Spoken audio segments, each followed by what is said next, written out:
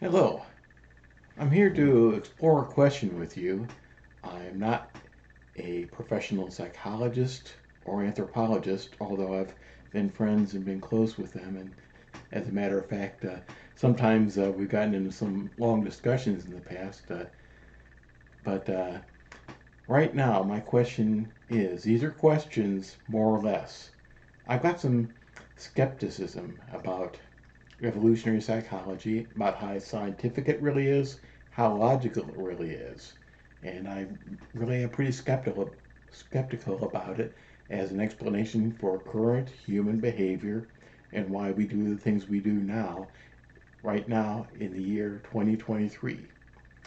And some of the things I've been noticing about that, do have a plan to do a lot more reading on it in the future. I got about 25 open questions, which I'm working on in my retirement, just to satisfy my own curiosity and the things I figured out. My own questions and ideas I'll be putting on my channel eventually in some way. But any tendency of evolutionary psychology toward determinism of current human behavior needs to be strongly questioned. And even if it brings about justifications for behavior that's considered immature, selfish, even wicked by traditional standards, even standards of psychology up until recently, it needs to be strongly questioned a lot more. And there really is a problem with any type of determinism toward human behavior, any sort of type of fabricated history or prehistory about our race.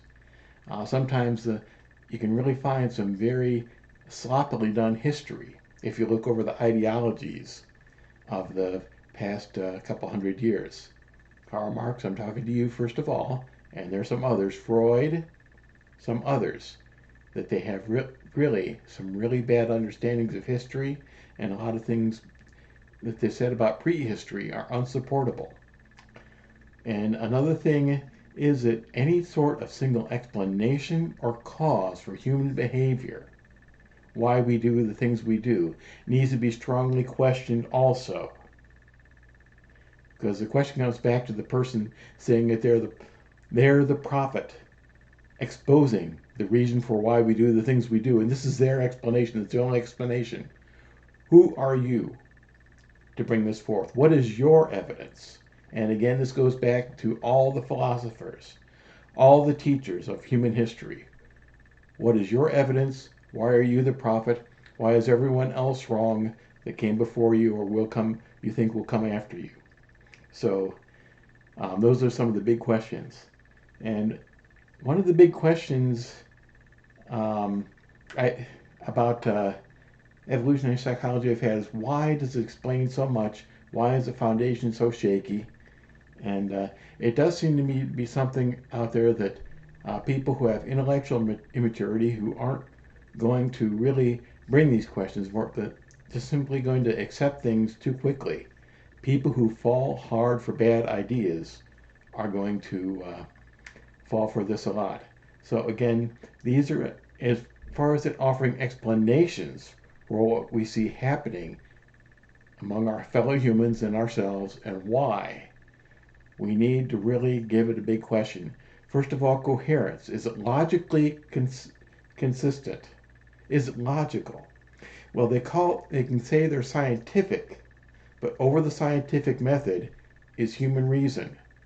Logic rules the scientific method. The scientific method, as you look it down, is simply a method of investigation.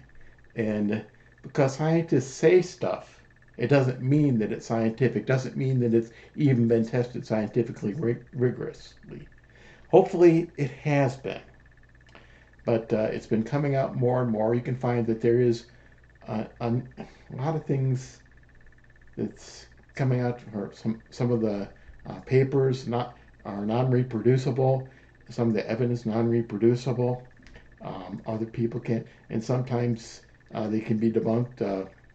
Theodore Dalrymple, otherwise known as Anthony Daniels, has a little book which I found rather entertaining, which he deals with some of the medical journal essays and finds them really, they don't seem to prove what they prove. So, coherence, first of all, correspondence. Is there sufficient evidence in reality based upon observations and actual experimentation of reality? And thought experiments don't count. Our hypotheses about what happens and we make a conclusion for everyone based upon those how we think it happened, that doesn't count as observation and experimentation. That counts as speculation and conjecture, right? So, these are the big four that I have first off, and I'll go into some more. First, the explanations for human behavior that seem to come from evolutionary psychology seem to have a lot of untestable hypotheses and ideas about the origins of human behavior and prehistoric human behavior. You hear these stories about why this happened, but how do you know that? How do you know that? What sort of unsupportable assumptions are behind it? Or are you fabricating things off the course, the way you think, based upon your idea of the way you think must have happened?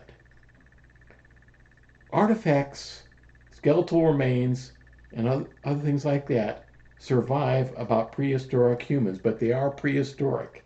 And G.K. Chesterton once made the great point is that they have no written history. So they are prehistoric, and we really don't know their own explanations for their own behavior, their own ideas of what they saw. We can make conjectures based upon, probably the best thing would be the different art, the cave paintings and such like that, but even so, we don't have them explaining what they mean by that.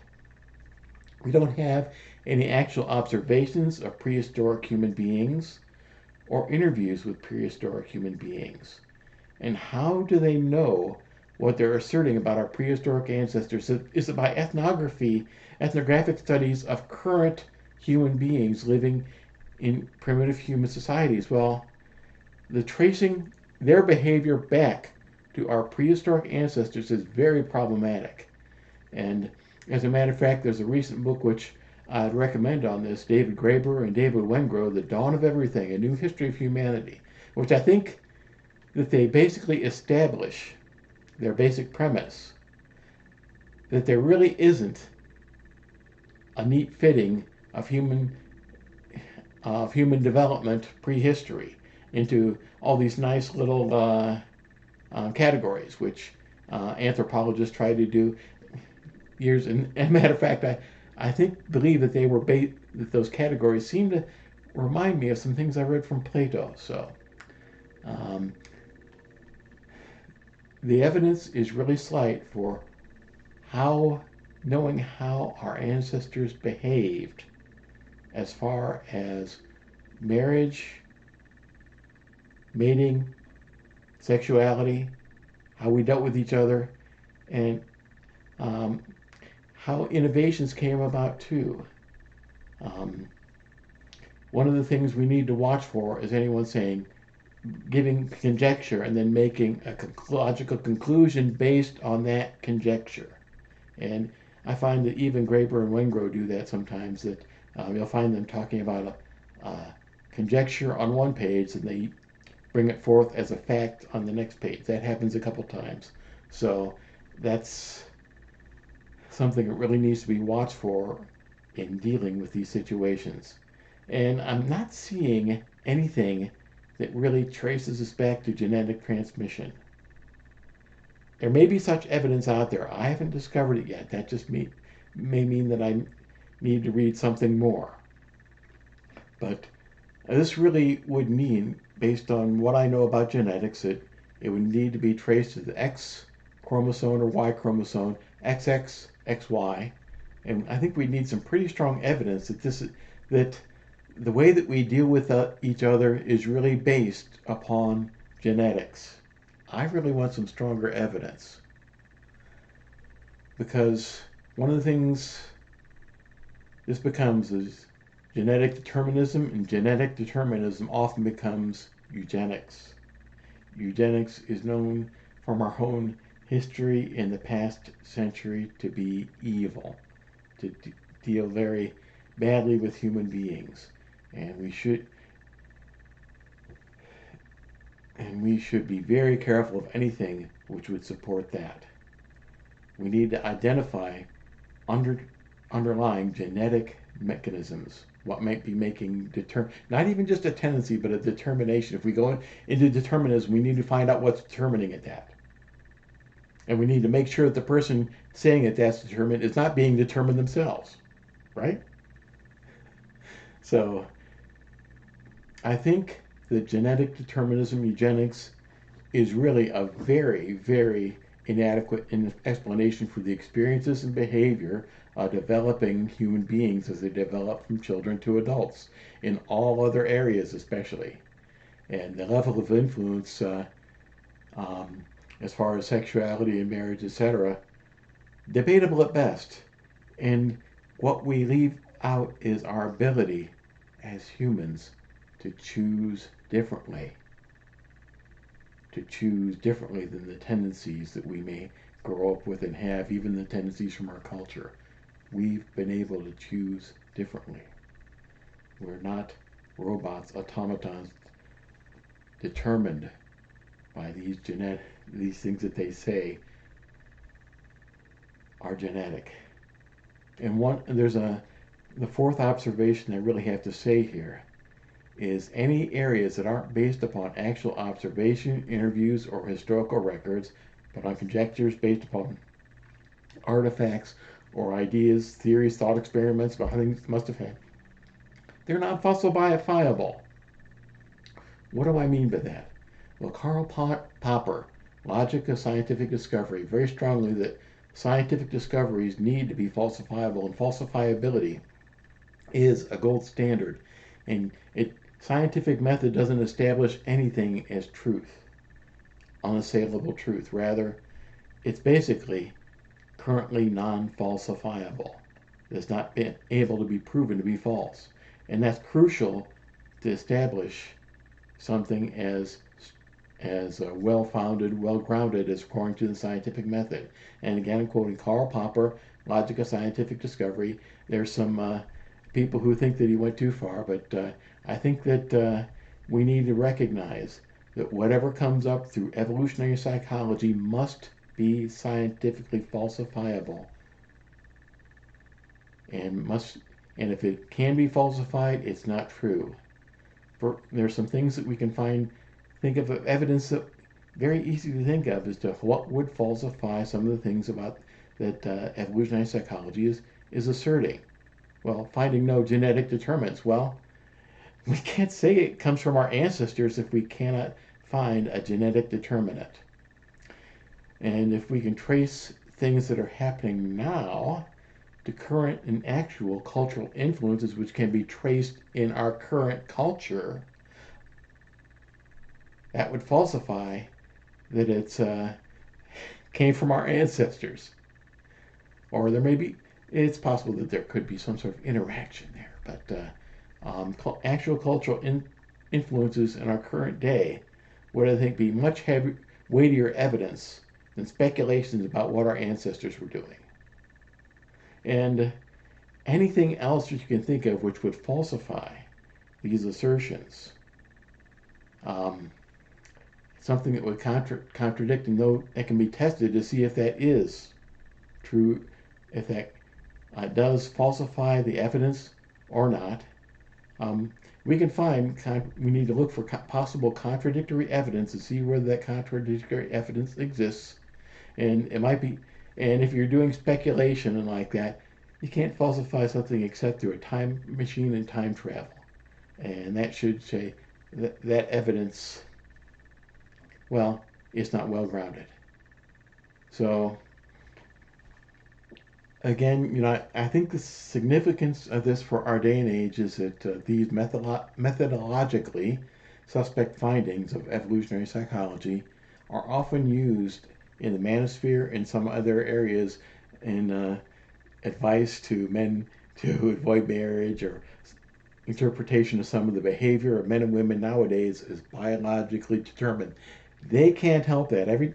Anytime I pick up something from the manosphere and it talks about men or women, it says that they can't help it. I say biological determinism, that's unproven. They hear things like talking about hypergamy and monkey branching. Well, each one of those things which they say underlies what they was called hypergamy, women trying to marry up. Well, men try to marry up too. Monkey branching, women trying to go onto someone better than the person, your current partner. Well, can you see things like calculation and scheming behind that? Current adult behavior, pride, selfishness, egotism, and vanity. Well, those could be a gene too. Well, they could be, but we need to have some stronger evidence for that. Or maybe even such things as laziness, greed, and exploitation. Don't those explain it rather than some unknown, unseen, can't help it genetic determinism? And there is a line of evidence which I think actually exists out there because I've seen it my whole life. Can we find explicit and widespread influences from family, friends, and the overall culture closer to our time now, here within the 2023 or the years before, that offer explanations at least as good? And I think we've got a wealth of that. And this shows that nurture, what's going on around us, probably has a greater influence than any sort of deterministic rule given to nature from thousands of years ago.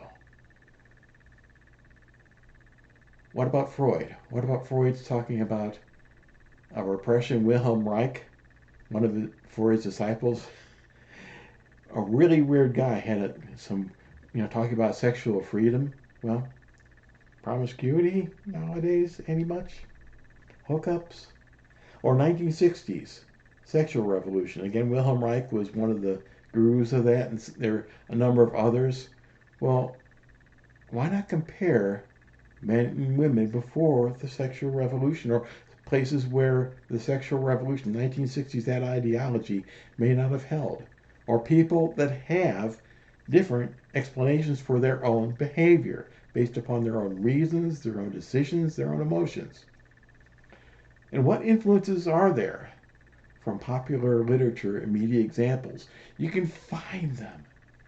Helen Gurley Brown, Sex in the Single Girl, advises what they call hypergamy, having your sexual experiences, your fling going right, and then finding the right one because she says in that that's what she did pretty much. Cosmopolitan, Essence for black women, and for men, Playboy and Hugh Hefner. Pretty much a lot of the lifestyle which you find I hear being recommended for men as they grow is the same warmed over Hugh Hefner and Playboy.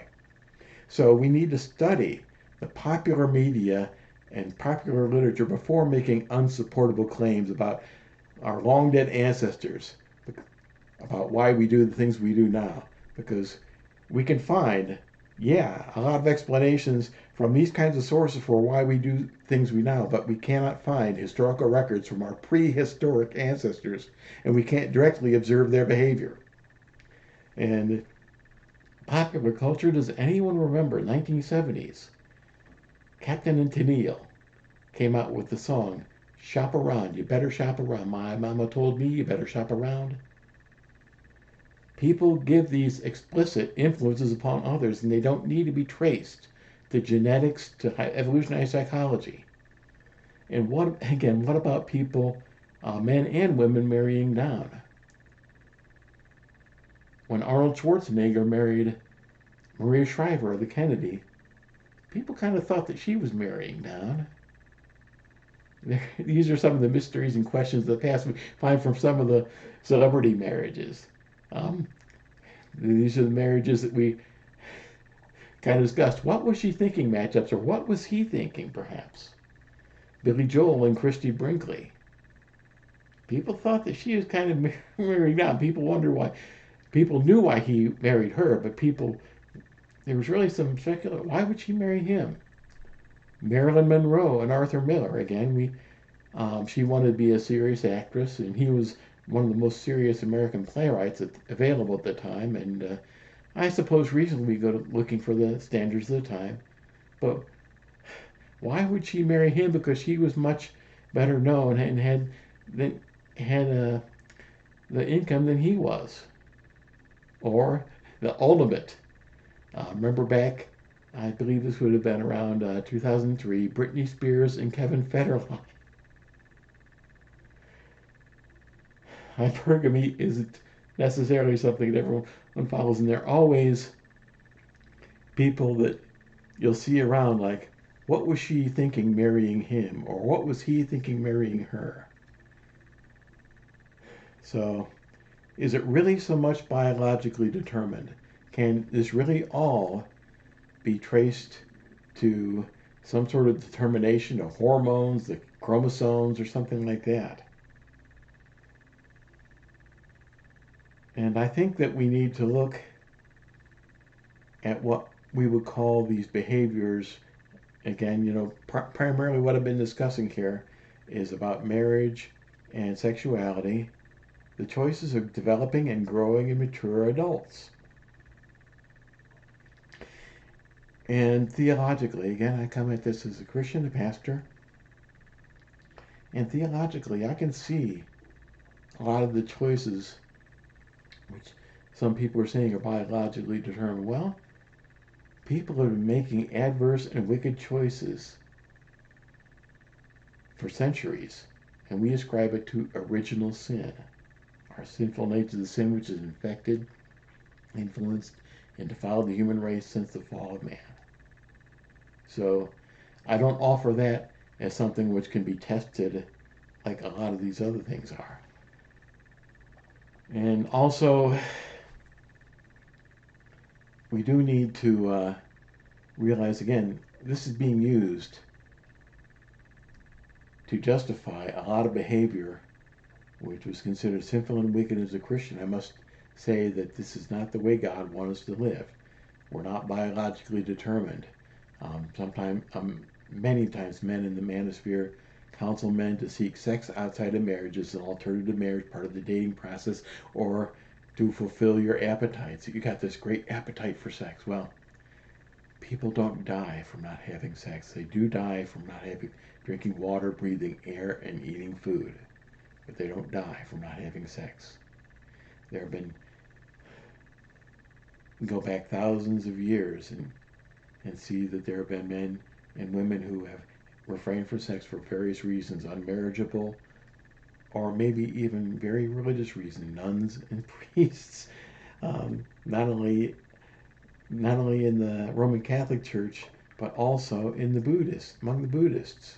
So let's bring it out here. I think it's okay to be skeptical and to say that, consider things, read these things, explore these things, but really look for much greater logic, consistency, coherence, and much greater evidence in reality. Again, no thought experiments.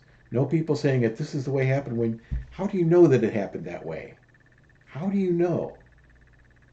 And we should be saying that whenever anyone gives any evidence based upon our prehistoric ancestors. How do you know that they behave that way? So this is what I have to offer here. And again, it's skepticism. I'm not a professional anthropologist or psychologist, but that doesn't mean that I can't question some of the stuff that is being brought up, which some of them say. And if I had a chance to talk these things over with them, the people who are saying these things, I would probably give these exact questions. So I may find some additional answers to some of the questions I've been asking as I continue my reading and looking for indulging my own curiosity over the next few years. So thank you for your time. Thank you for your intelligence, your human intelligence. Use it in these areas. Think about these things, reason, explore, and recognize conjecture for conjecture, logic for logic, evidence for evidence. Hope this has been helpful. Thank you again.